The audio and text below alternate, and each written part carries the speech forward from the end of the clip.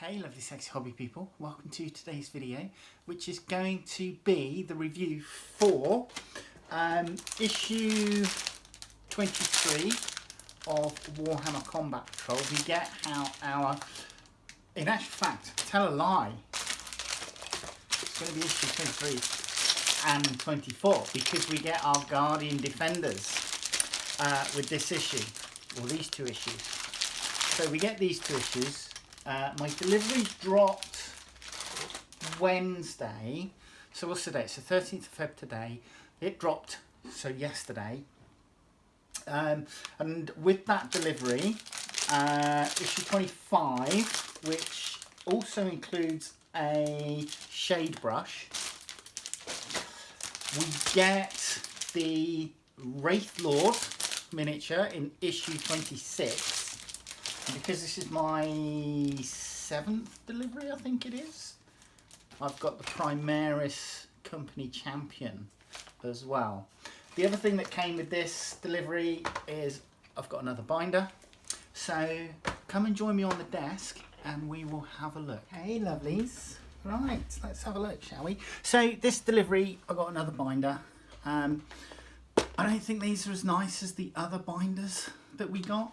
So let me just show you. So for Imperium, we got these. I mean, I think the cover's much better, but on the inside we had this really nice, map of the 40k universe, which we don't have with this. What we do have though is every combat patrol. And it looks like it's every combat patrol in order. So we've had Space Marines and Tyranids. We're now getting Aeldari and Chaos Space Marines. Then it should be Orcs and Votan. G-Steel Occults, Astra Militarum, and then Khorne. World Eater Space Marines. So that's the binder. It's another binder. Which I'm assuming we'll get 4 like we have previously. So we've got issues 23, 24 here. Crack these open. So yeah, there's a lot of plastic here. Essentially we're getting 10 Guardian Defenders, and there goes one of the bases. Thankfully it didn't go very far. So 3, 4, 5, 6, 7, 8, 9. 10. Good. I'm making a point of counting them these days because when we had the Stormbringer collection, some of the bases were missing from some of the sets. And I don't mean like 1 or 2 bases were missing. I think we had something like 20 Moon Clan shooters or something. We got 10 bases. How does that work? But anyway, 10 Guardians and a weapon platform. This is part 1 of 2 here. So straight in with our how to build. I mean, these look really nice and dynamic in their poses. I like them. So it looks like front of the torso with the legs, and then sticking to the bases, and then the back of the torsos are going on.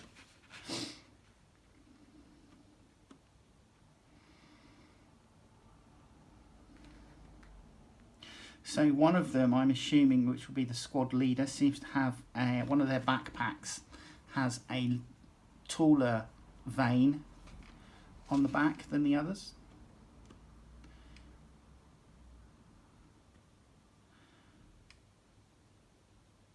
Or at least that's what it looks like. That's interesting because, yeah, no, one of them's got a slightly elongated vein. Then we get some accoutrements to go on. Whether we'll have enough for everyone, we'll have to wait and see. 2, 4, 7 of those, so no, which I think is rubbish. Come on, GW. Let's have kit for every single member of the squad, please. I will be putting helmets on them. And then obviously we've got our weapons options here. So it looks like we're going, are they shuriken rifles? Don't know. Probably build the weapon platform, the squad leader and someone else.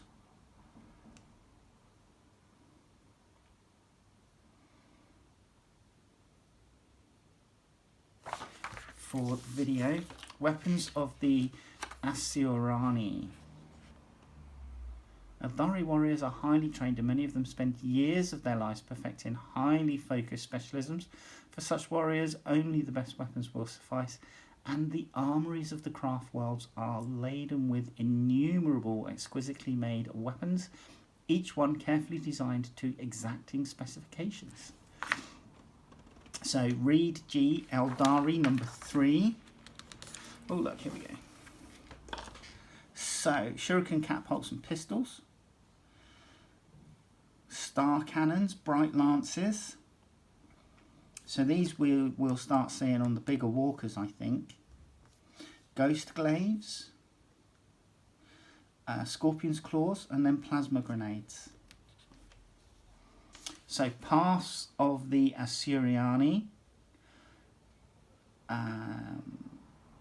So there's just some background fluff again for our Reed section G. Path of the Outcast, Path of the Warrior, Path of the Seer. Then we have Reed F, the Warp, number 2, the Great Rift, Imperium Nihilus. Nice picture of Bobby G, and I'm assuming that's Dante. Yeah, it says Dante on his shoulder pad. Dante being the current chapter master for the Blood Angels. Reality sundered. The Great Rift was brought about by the machinations and the followers of chaos in a bid to bring their mad realm into realm space. Although none know for certain how this was achieved, many point to the destruction of the planet Cadia and its ancient pylons, the fracturing of the Bealtown craft world, and the resurrection of the death god Ennead as key events in its formation. Nachmund Gauntlet, the turmoil caused by the warp. The violent emergence of the Great Rift has rendered warp travel even more dangerous and unpredictable than normal. It is virtually impossible to cross from one side to the other in all but a handful of areas. The largest and most stable of these passages is the Nachmund Gauntlet, which is fiercely contested by the Imperium and the forces of chaos. An empire divided. The Cicatrix Maledictum has also played havoc with interstellar communication, preventing messages from being sent across it. The Imperium now finds itself essentially cut in half. It is effectively 2 realms, the Imperium Sanctus and the Imperium Nihilus, and many worlds and systems are isolated. So we then come on to a rolling chart for our Aeldari unit names, with a picture of the Aeldari Combat Patrol there. So leaders' names and unit epithet. So Oath of Moment, this is information for our play section. And Oath of Moment is a Space Marine ability, buff, whatever you want to call it. Oath of Moment tutorials. And then Combat Patrol tutorial, Oath of Moment here. Example, start of turn 2, so on.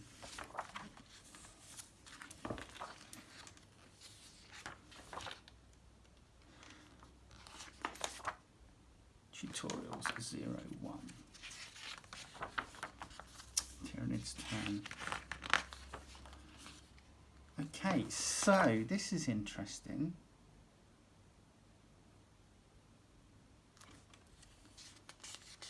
So this is tutorials. We haven't got a scenario in this issue. We've got a tutorial here, which goes through, you know, using it turn by turn. and then Oath of Moment recap, and then that's it. There's no scenario in this issue. The rest of our Aeldari Guardian Defenders, which we know, to issue 24, 2 paints in issue 25. So we're painting our Guardian Defenders. These would obviously benefit from a prime using a red rattle can that you can buy from various hobby stores. Mine are going to be Ulthway, so they're going to be black. But it looks like primarily base coating red, coming in with black highlights, then Wraithbone, Retributor armor in some places, and then Corax white as well for the helms.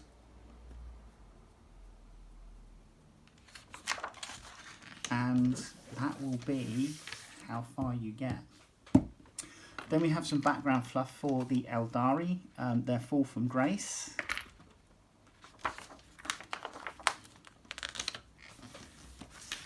So I don't know, but this is their craft worlds. So they live in these big floating craft worlds, and attended by various ships as part of the fleet.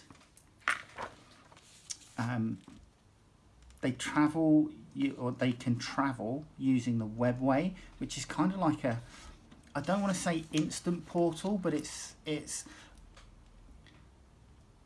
So if you think of Star Trek, okay, and in Star Trek ships travel by warp travel, okay, so that's the standard travel. But if you think about the Borg, they have the transwarp conduits, and I kind of think of the webway as transwarp conduits, whereby you can enter one point in, say for example, one part of the galaxy and travel a short time and you're in another point. But if you were to do that in normal space, it would take you days, weeks, months, years to do so. That's how I kind of like think of the webway. You know, it's like a shortcut tunnels sort of thing. Forge Worlds. Love Forge Worlds. They give us all of our weapons and machinery and the cogboys. Forge World Lucius, Forge World Riser. Then we have part 6 for our Silver Templars fiction. So part to go in there. Guardian Defenders, unit name, and a D6 rolling chart for background table. And then you have the data sheet. So these guys, they have their shuriken catapults, which are their rifles, and then they have the star cannon, which is the special weapon, a close combat weapon in melee. So they have a movement of 7 inches, the toughness 3, 4 up save, 1 wound, leadership 6+, and objective control is 2.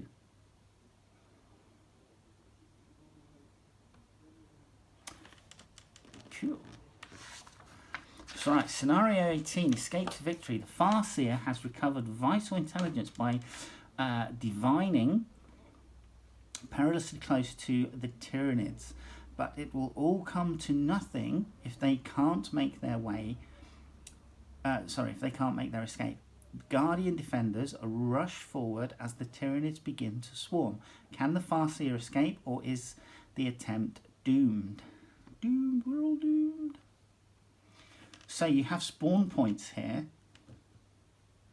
which look to be, it looks like we're playing with 2 battle mats. Yep, battle mats 1 and 2. So these are all, where they've been folded, they're segmented into 8, each battle mat. So you've got literally, you're going to be lengthways together, joined together, and then you've got spawn point 1 and 2 on one battle mat, then spawn point 3 and 4. The Farseer is placed in the centre of the first battle mat. Von Ryan's Leapers in the centre, but against one of the left-hand long battle mat edge. And then the Aeldari deployment zone are the 2 sections on the right hand side of the second battle map. How to win. If the Farseer is able to reach the Aeldari deployment zone and survive to the end of the 5th battle round, the Aeldari player is the winner. If the Farseer is killed, or if they are prevented from reaching the Aeldari deployment zone before the end of the 5th battle round, then the Tyranids player is the winner. Then we have Aeldari turn, Tyranids turn examples, and then your victory outcomes. So there you go. And then 25 2 points, as we know, and then the Wraith Lord. I'm looking forward to building him. Right, come down. We have a sculpt of 2022. So these are the newest versions of the Aeldari Guardians.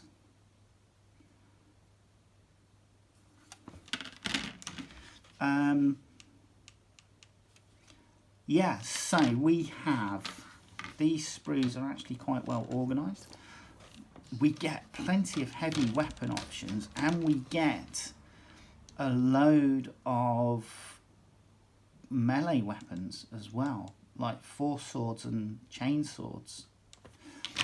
Let's have a look at the bodies. So these are the majority of our bodies and our heads here.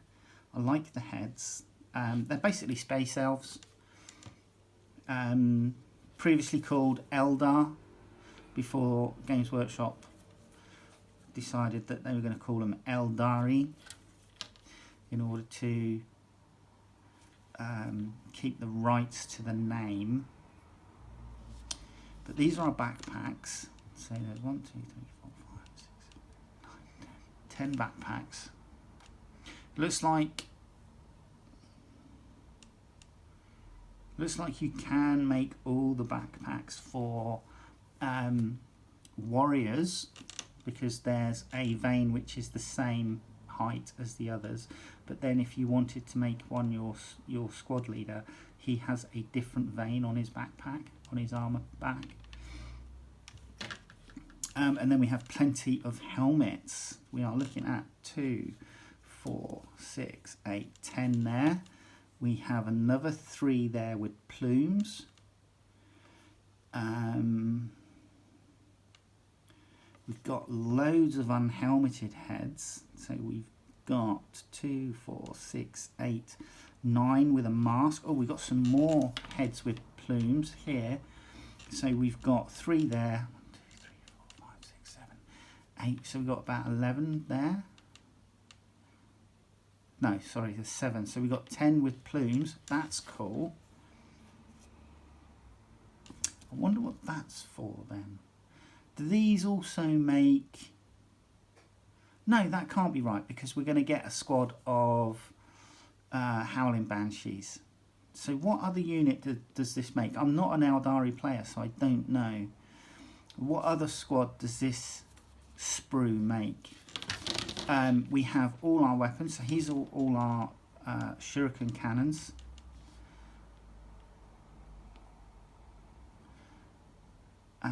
Shuriken rifles, whatever you want to call them. Then there's obviously pistols.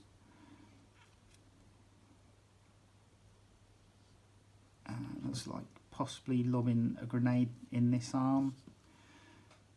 And then, like I said, we've got a load of melee weapons. So we've got chain swords. So we've got 2 chain swords there. And then 1, 2, 3. So there's 5 chain swords there. And then there's 1, 2, 3, 4, 5, 6, 7 power swords. 1, 2, 3, 4, 5, 6, 7 power swords. So that's interesting. What other unit gets made with this? And then we have our weapons platform here. And yeah, I'm looking forward to putting this together.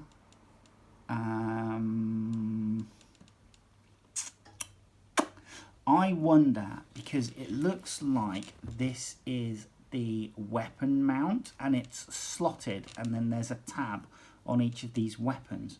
Now, I wonder if,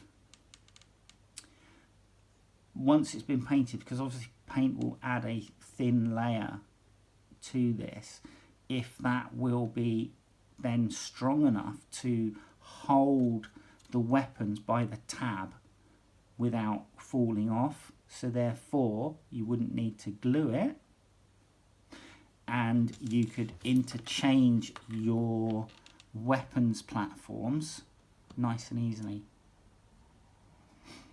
Or is that going to be wishful thinking on my part?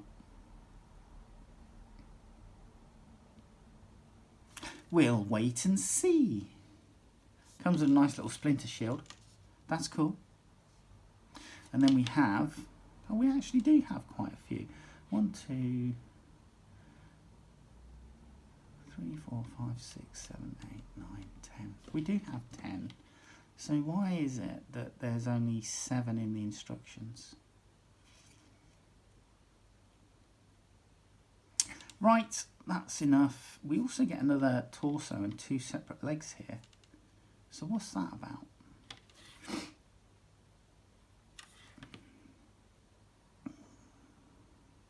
I've got to look back at the instructions now.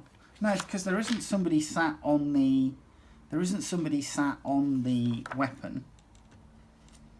Oh no, they're runners. So yeah, they're runners. So you get 2 runners. That's cool. 2 dynamic poses of people running in the thing. Cool. Right. Come back in a sec and we'll get a few of these built.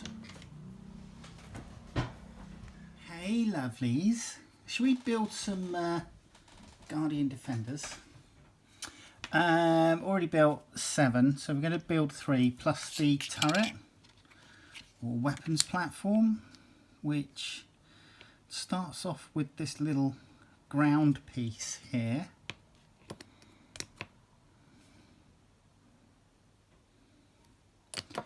So that's just going to get glued in. I'm not going to put any glue in the centre where the hole is there, if you can see that, simply because I don't want to glue the turret into position just yet.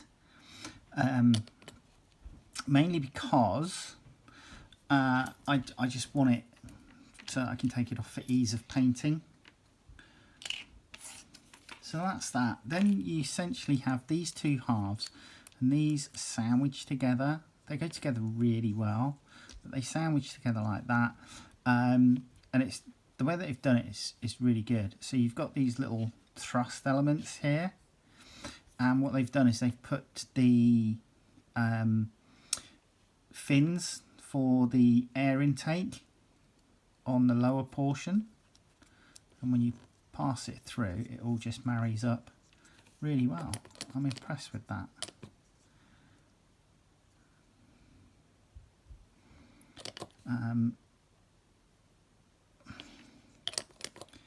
This is essentially just going to get glued in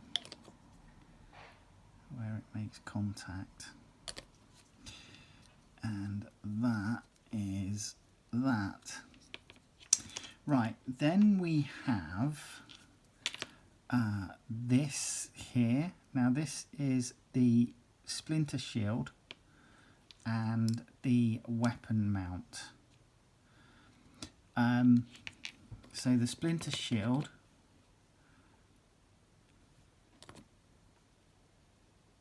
I'm going to glue there. Don't forget that the peg needs to face downwards.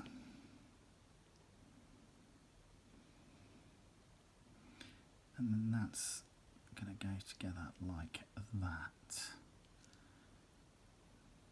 So,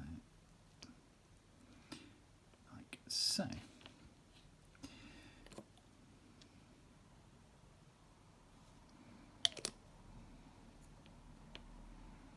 And again, when I come to paint this, I'm not gluing this down at the moment. I may not even glue it down once I've painted it. If this, because there'll be a thin build up of paint in the center, putting the peg in may cause, you know, enough friction to just hold it in place, but it will still be turnable. Anyway, that's going to just pop onto that center peg like so. And then we've got this weapon, which is the one in the instructions, and it's the only one of the major weapons that just needs a small assembly. So these plasma canisters, I'm assuming this is some sort of plasma weapon. And then that goes together there. And then what would happen is that would go on there and then go together. And that would be your assembly. So, like I said, I'm not going to glue the weapon in, because I'm hoping that, again, with a little bit of paint build up, the friction will keep it into position. So, there are a number of different torsos. Essentially, you get a torso with one leg and then half a leg, and you just glue that. That's the easiest assembly, which is one of these. But then you also get a torso with half a leg, and then you have to add on a leg.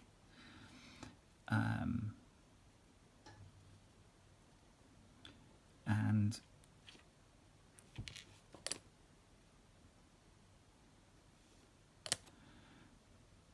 these actually go together again really well. They are keyed, so you should, in theory, not mess it up.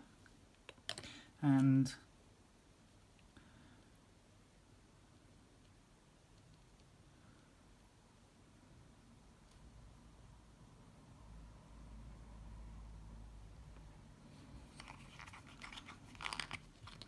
just checking that out.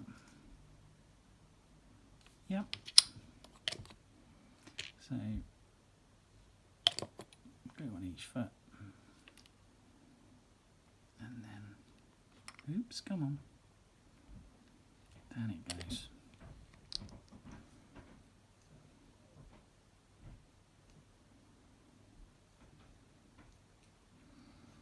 Like so.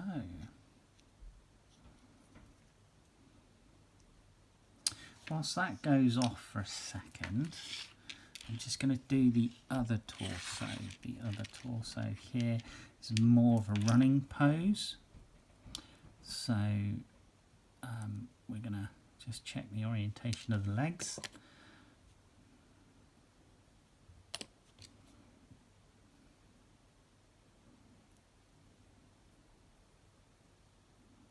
And again, the keying is really good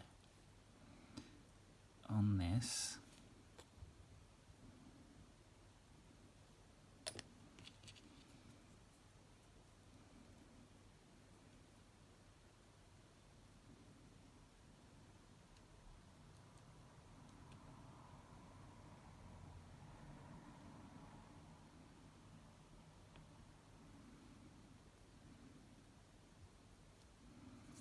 And this one is going to be a fairly dynamic pose, so it's going to be leaning forward. So you've got a single point of contact here, which is that part of the foot, the toe of the right foot. So that is going to just need me to hang on to it for a second whilst it goes off. So it doesn't essentially fall in any way.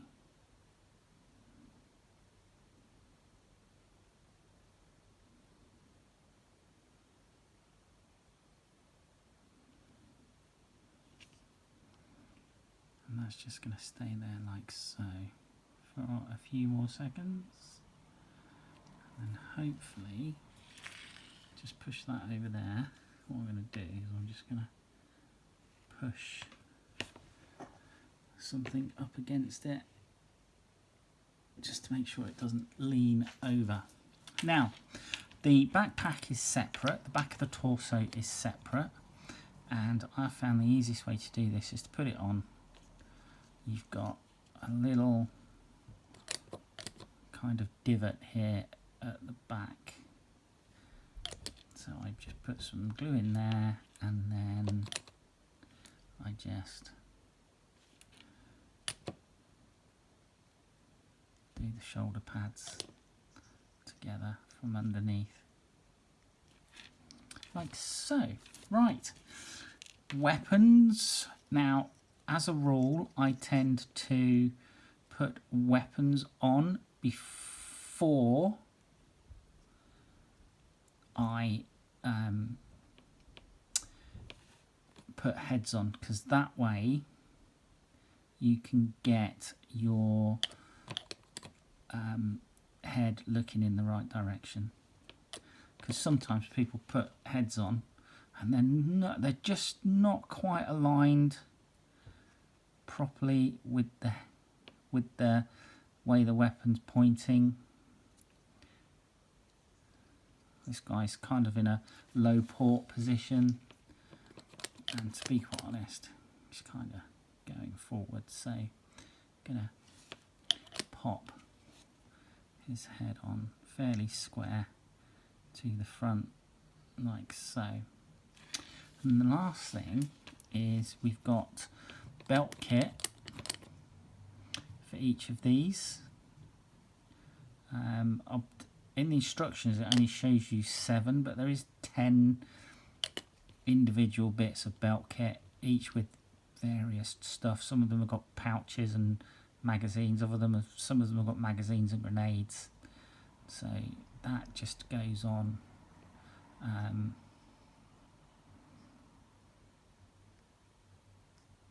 I've put them on the left side because most of these guys appear to be right-handed, so their left hand will be the one that does the magazine change. So there's that guy, and then there's this one. Again, it's the same sort of thing.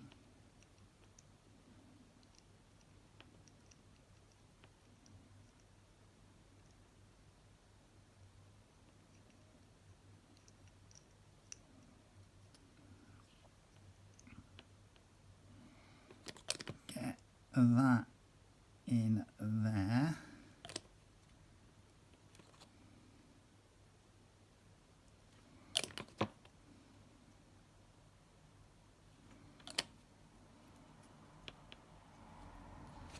And then, because this one's running, this guy's going to have more of a high port, I think, on this occasion.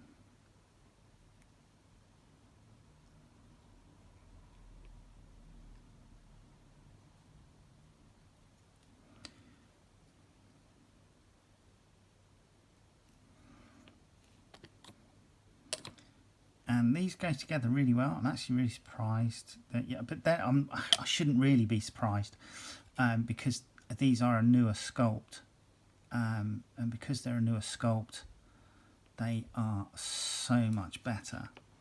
And then the arm, you know, there's no kind of, it didn't quite go together in that position. You get a gap. Just need to bring the lamp in so I can see.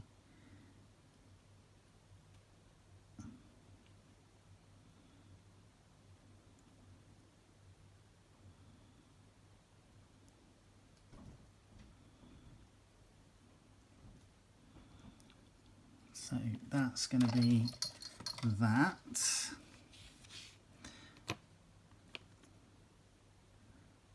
Need to just double check the wrist join on that. And then the head.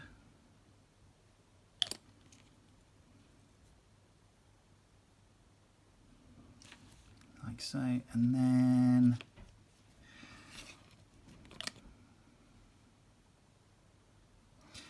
we are coming in with some ammo.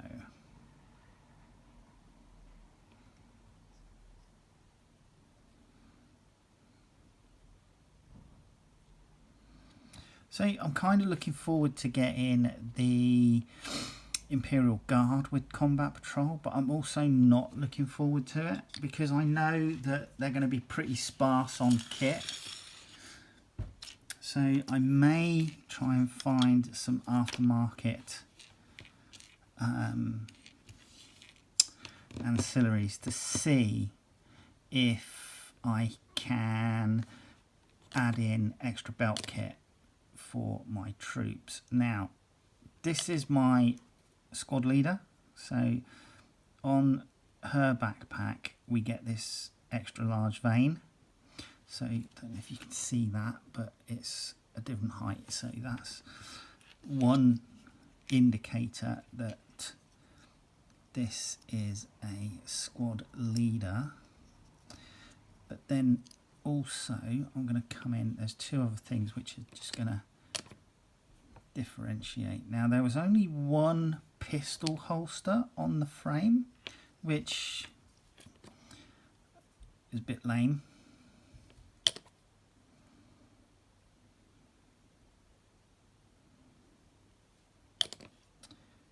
But, you know, it is what it is. Now, we've got these binos here. Now, I don't know if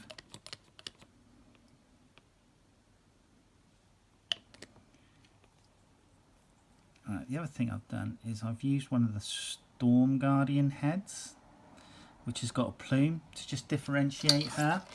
Alright, I'm just going to come in with the magnifier because I need to be able to see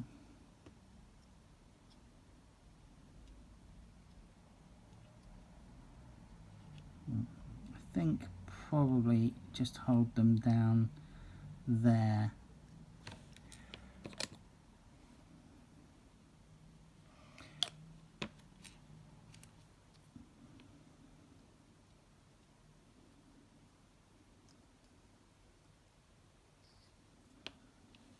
And then in the other hand, we just got a shuriken rifle.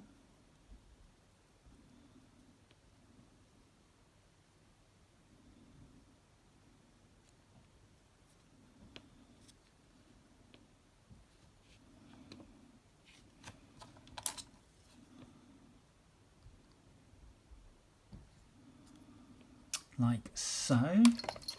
And then, again, some belt kit. And that is essentially your Guardian Defenders for this particular set of individuals.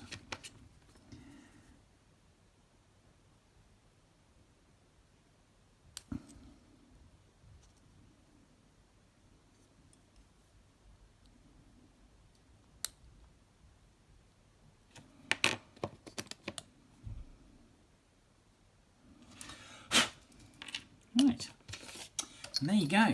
That's all of them done. As I say, I built 7 already. So there's my squad leader, some of the troops. Where did I put that runner? So that runner's there. Those are the 3 we just built. Here's our weapons platform, and then I've got somebody lobbing a grenade. Somebody running and shooting, again another one running and shooting. So now I don't know whether this guy is supposed to be with the weapons platform. Don't know whether that's like a control pad. I got the 2IC, or who I'm going to call the 2IC, holding his rifle low and pointing. And then we've got 2 more Guardian Defenders. Like that. So there you go. That is the Guardian Defenders from this week's Combat Patrol. And hopefully I'll see you in the next video. Alright, take care. See you soon. Bye bye.